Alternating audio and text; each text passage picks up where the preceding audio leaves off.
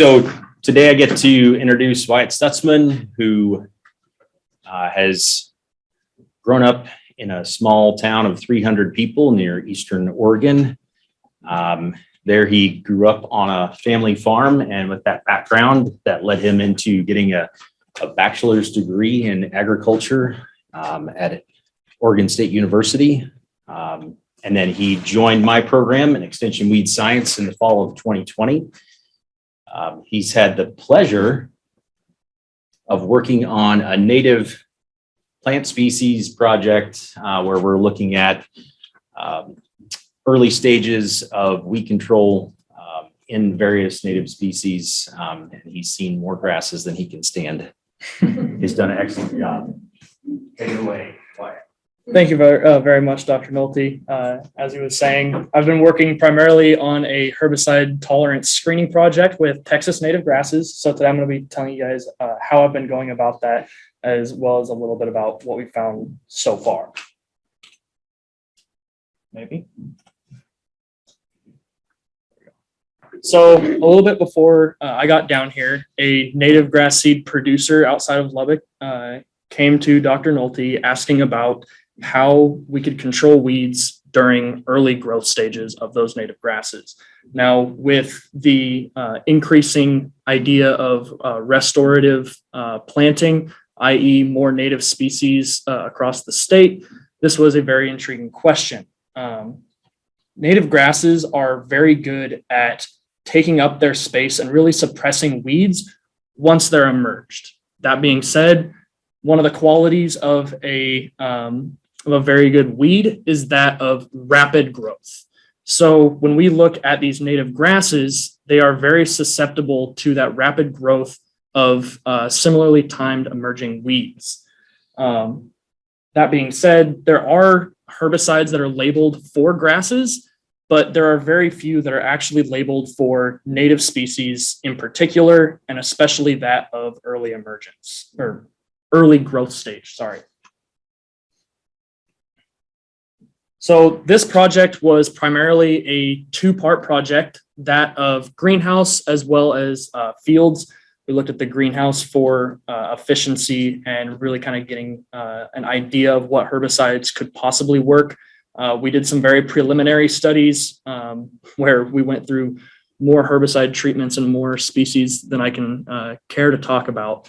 But the majority of our greenhouse work were with a very set list of 8 species and 6 different herbicides. So I'm going to talk to it a little bit on each part. So for the greenhouse trials, they were done right here at our Norman Borlaug Memorial greenhouse. We did it in a 6x8 factorial design with 2 runs. We repeated the entire trial twice. Each run had 4 replications with, like I said, 6 treatments, 8 species. Those species being Galleta grass, sand love grass, blue grama, side oats grama, little blue stem, buffalo grass, hooded windmill grass, and green sprangletop. The treatments we had were Anthem Flex, which is carfentrazone and pyroxasulfone, Beyond, which is a Mazamox, Duracor, which is fluorpyroxfenbenzyl and aminopurolid, Dorijo, which is foramsulfuron and iodiosulfuron, as well as thiacarbazone. We had Talinor, which is bromoxynil and bicyclopyrone, and TelRXP, which is chlorsulfuron. All of these were put into planting pots of a gallon. These acted as the individual plots. They were planted at a 1.5 planting rate that was given to us from the seed producer, with a goal of 10 plants per pot. They were then thinned down after emergence. All of the treatments went on 7 to 10 days after that emergence at a 1x field rate. We had, when we were rating it, we took ratings at 7, 14, 21, 28, 45, and 60 days after the treatments. Each of these ratings looked at a percent of each injury symptomology. those symptomologies included necrosis, chlorosis, bleaching, and epinasty.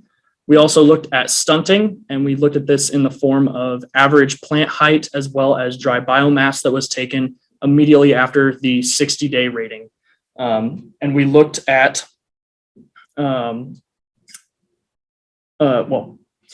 height as well. So when we start to look at this, we start breaking it down by species since we saw some differences between species. That being said, we found out pretty quickly that, as expected, when we look at the individual symptomologies of these that were caused by these herbicides, they were at their maximum between 14 and 21 days after the treatment. However, especially by 30 to 45 days after that treatment, they had grown out of most of those injuries, i.e., if they were there, they were in too minute of details in comparison with the rest of the plant. So really what we started looking at were the height, weight, and how many were alive, or the mortality out of how many plants were alive out of the 10 to begin with.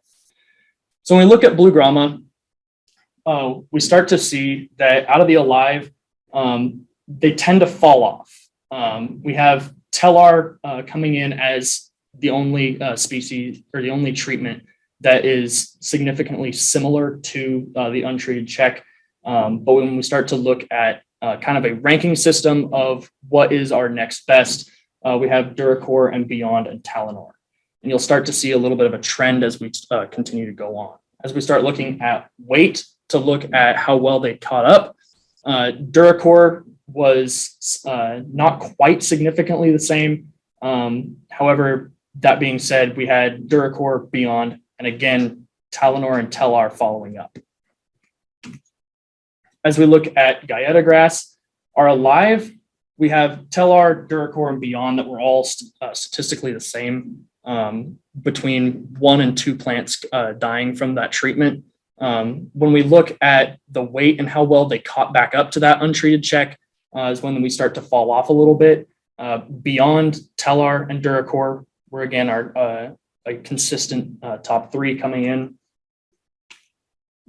As we look at little blue stem, a hardy little grass, very little actually killed it. That being said, Derigio was the only one that was statistically different. However, again, we start to see some of that catch up fall back off. We had Anthem Flex was the only statistically similar, followed by Talinor, Beyond, and again, Duracor. When we look at green Sprangletop, Duracor and Talinor were both significantly the same as when it came to mortality, and then followed with Beyond. And then when we look at our biomass, Beyond actually came out above our untreated check. I tend to attribute this to the fact of, with a slightly higher mortality rate, it might have freed up a little bit of space in that pot, as well as cut down on how much interaction there was between plants fighting for those nutrients. That being said, when we look at how well they caught back up, we start to see Beyond, Duracor, Talinor, and Telar again. In buffalo grass, Duracor was the only one that had non-significant mortality, again, followed by Beyond, Talinor. And then, unfortunately, we didn't have any that were statistically the same as far as our biomass. However, Duracor and Beyond were our closest options, followed again, Telar and Talinor. Are you guys seeing a little bit of a trend here? Sand lovegrass, Duracor provided very little mortality, only about two plants dying between all 4 reps. Again, followed by Telar, Beyond, and Talinor. And this one, we had Duracor actually had an increased biomass. In this, I would attribute being that Duracor is made out of synthetic auxins. And so what we see is that there's a possibility that with the plant being able to metabolize some of those compounds after getting over the initial injuries, it might have actually giving it a little bit of a growth boost. Following that, we again had Beyond a little bit behind it. However, our next best followed by Talent. So what we got from this first is we see a general trend being that while we have not necessarily consistently the same as our untreated checks, we do have a couple of treatments that are either close behind our untreated check on the times that they are not significantly the same. One of the things we did look at was that in greenhouse with the high amount of water, light, as well as consistent fertilization, we do kind of believe that some of these treatments might have had a higher mortality rate and higher injury rate than what they might have under situations where growth and absorption of those compounds might normally occur, i.e. in field conditions. So what we wanted to do was take a little bit of the trends that we found in the greenhouse and apply those in an everyday situation under normal growth stages. So we primarily were looking at our top options, which were clearly Beyond and Duracor, consistently showing the least amount of mortality and overall a more consistent recovery rate. When we start looking at Talinor and Telar, it became a little bit of a flop. It was very species dependent over whether or not they could survive it, as well as recover in the end. So in the end, we decided we chose Talinor, and moving forward, we took those 3 treatments and decided to move on to the field. So when we look at our field portion, we initially had 2 sites planned. However, those that were out also trying to plant in the fields of spring and summer of 2021, you guys would agree with me that we had some very odd weather and growing conditions. That being said, we unfortunately were not able to get a site year out of our College Station location. We had 0 emergence on that. However, thanks to that native seed producer that came to us in the beginning, we were able to do a site year at his farm outside of Lubbock. So with that, we only did have 1 repetition, but we kept all 8 species and we had our top 3 treatments. Each treatment had 4 replications, and rather than making it more difficult, we actually split them all up into 8 separate randomized complete block designs. As you guys can see on that diagram to the right, we had each species laid out. Sorry, not all those lines are showing up, but we had them laid out by species block, then by replication and treatment. We went a little bit of a different route when we were looking at our ratings.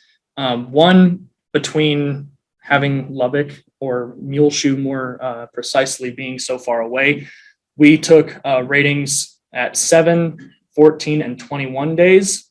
And then we waited until 60 days for that last one, where again, we repeated the harvest process, as well as for that harvest process, we only ended up getting to take about 2 feet from each plot. However, those plots were 22.5 feet long by 10 feet wide. When we looked at symptoms, we went, again, a little bit of a different route. We recalled from the greenhouse trials that those symptoms tended to maximize and then wear off. So instead, we wanted to look at any remaining injury symptoms that were there. So we looked at average overall injury, and then we also documented what the primary injury symptom was, as well as if there was any secondary or minimal injury. We also took an average height rating by taking 10 random plants selected each time and getting those heights, as well as the biomass harvested at the end. Unfortunately, due to powers outside of our control, we had excessively high weed pressure that came up outside of our treatment time.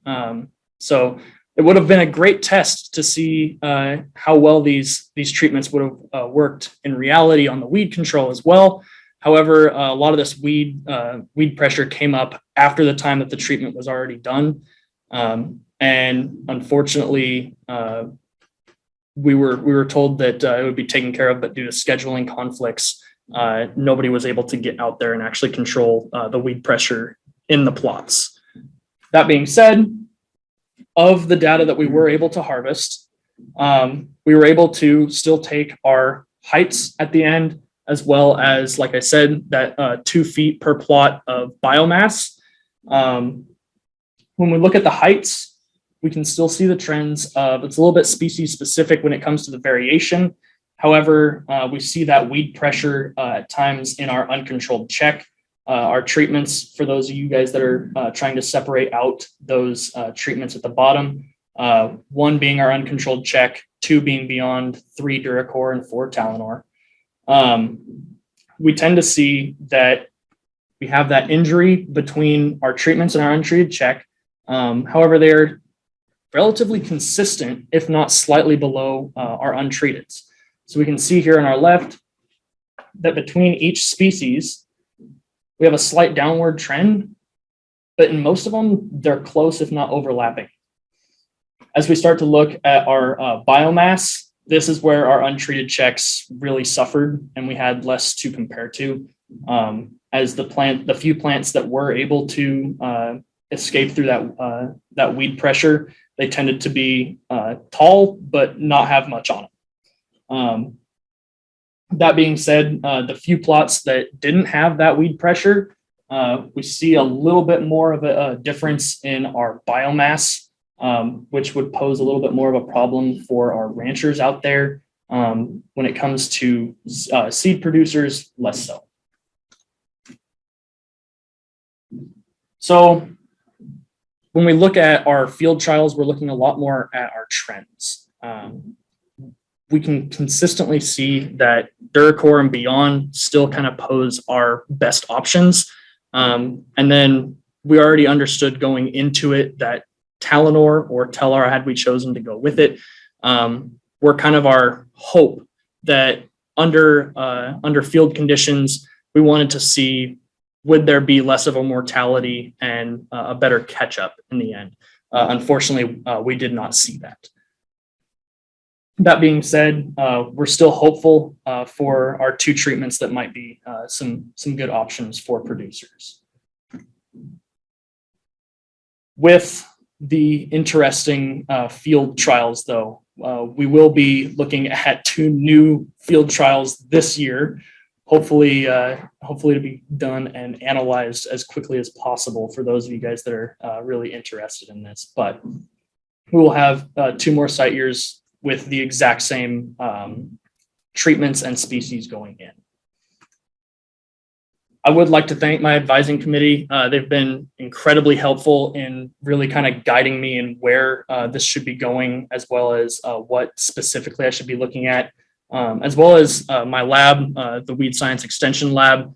Y'all have been an amazing help. This was not necessarily a small project, and I remember a lot of days where there was all day spent in a greenhouse, and had I not had the help, that would have been into an all night as well. I would like to thank Nick Bammert and Jeff King at Bammert Seed Company. They provided all of our seed as well as that site year for our field season, as well as Texas A&M AgriLife for putting up with us trying to figure out the field situations. With that, I'm open to any questions.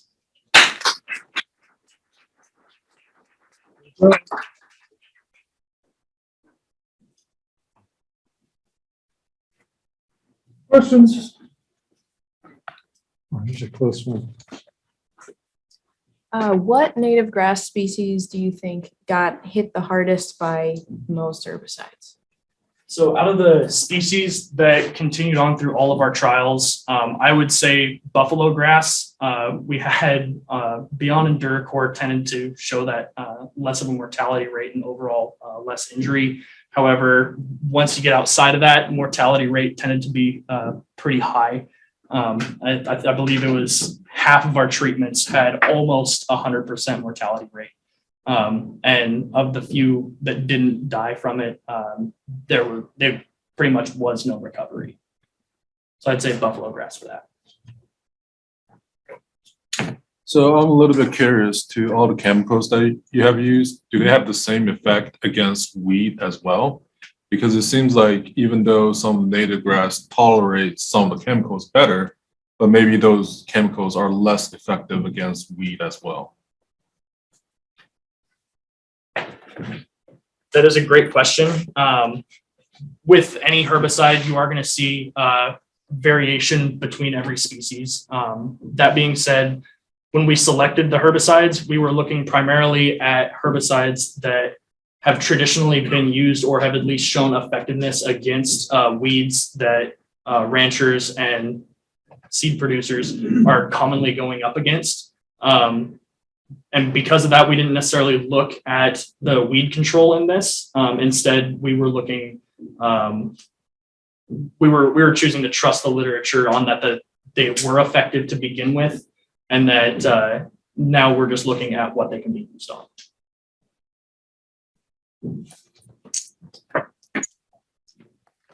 Kind of a follow-up question to your explanation to that. Do some of the farmers use any mixtures of herbicides in those controls? And would you want to look at that for your test as well? That's a good question. Absolutely. I would say it's fairly common for farmers to tank mix multiple herbicides together.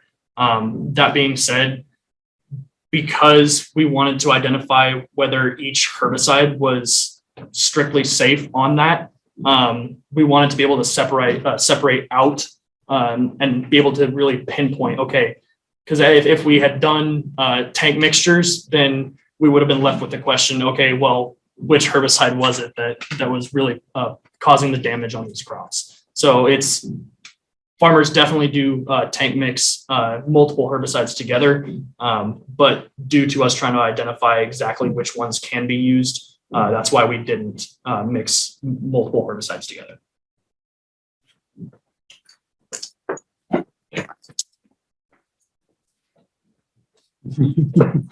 Did you put plants out there or did you direct seed the grasses? We direct seeded. So we had a kind of an interesting way of trying to seed our site here at College Station. We used a small drains drill, and we tried to put at about 30-inch row spacings. So it was a very interesting process dealing with more discs than we were actually using. But the planter that was used in Muleshoe was a commercially bought planter that, according to the folks at Bamert Seed Company, they've done some special modifications to get better results out of it. What those exact modifications are, I couldn't tell you. Sure, but it was all direct seeded. Yeah.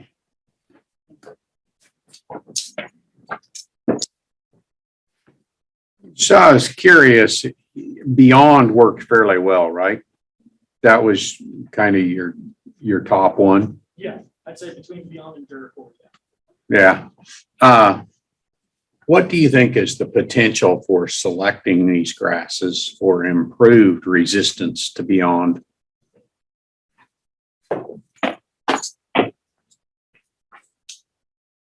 That is a great question, and I'm not necessarily a plant breeder. That being said, I think as with most chemicals, if you have some sort of inherent tolerance, I would expect that you theoretically could breed more tolerance into it. I'm not sure if at this point, if there's enough demand for it for us to actually see that happen, just because while native grasses are being planted out there, they're certainly nowhere near as common as our other grasses that are going in for pastures. So I think you theoretically could, however, I'm not sure if I predict that in the future. Does that answer your question? It does. You know any background on Beyond on other crops it's used on? Yeah. I know it's used in wheat as well as I believe rice.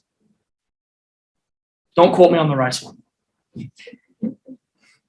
Have you ever heard of Beyond above and beyond. It's a wheat variety that was released with enhanced resistance to beyond. That's why I asked. I was not sure about that specific variety. I do know, coming from Oregon State, we looked at Clearfield varieties a lot more. I'm not quite as familiar with the varieties released elsewhere in the United States, but that is, I can definitely see where that name would come from. Thank you. Other questions? You got one in the chat.